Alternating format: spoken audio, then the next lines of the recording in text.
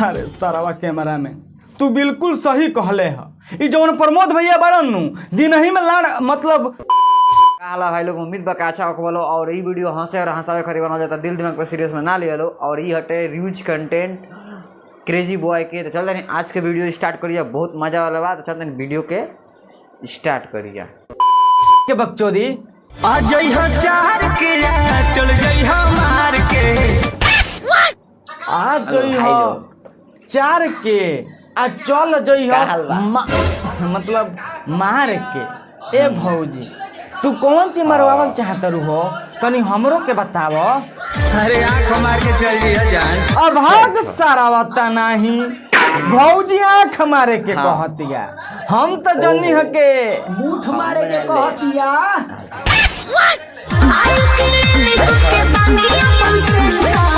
बिल्कुल सही बात कहलू। अब भौजी जवन सेंसर होला नु ओकरा का हमेशा क्लीन क के रखे के चाहिए, नहीं तो महके लागेला।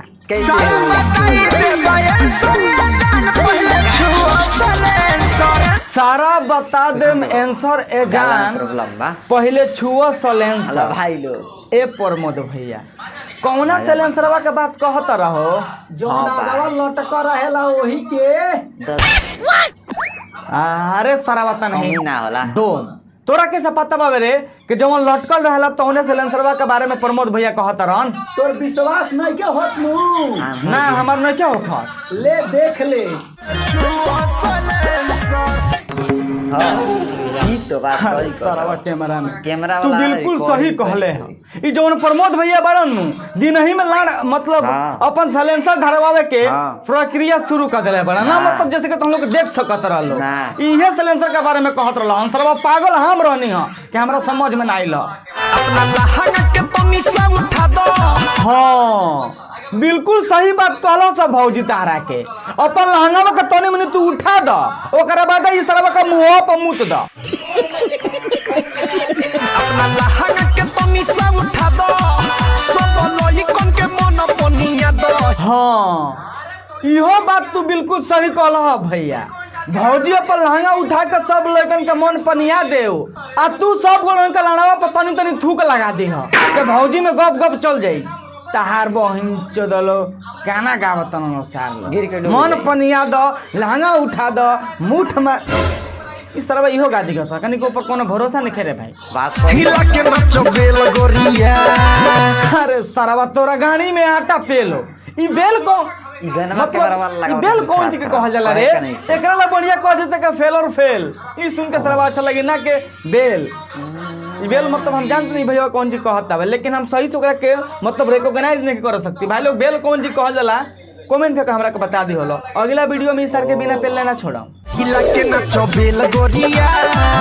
ए भैया हम तो कहत नीनू कि तू भौजी के गोनिया मार द, हाई बेल आ पेल मत कह हमरा लगे। का जाने कहीं सब गाना सुनला के बाद हमर दिमाग ना गरम हो गइल बा, कुछ देर में झटियो गरम हो जाई। ओराई नहीं तेल गोरिया, ओराई नहीं तेल गोरिया।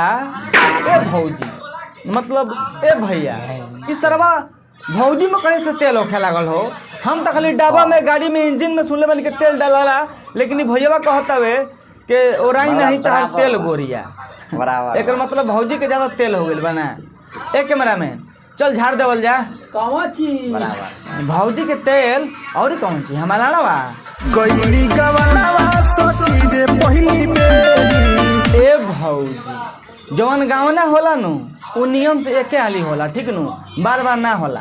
आगे कौन चीज पेल मतलब आगे कौन चीज कहत रू तनी जल्दी बोलो। बोल देला ए भौजी ई तो बात सही जवन फर्स्ट नाइट होला नु उ नाइट में हर मर्द अपने मेहरारू के खाली प्यारे देलसन, प्यार ना दिहसन त का गधा के लाड़ दिहसन ना रे अपनो लाड़ दिहसन। सरवा इहो बात तो सही कहला, ई तो हम भुलाइए गो रही। गधा के ना दिहसन हो अपन दिहसन।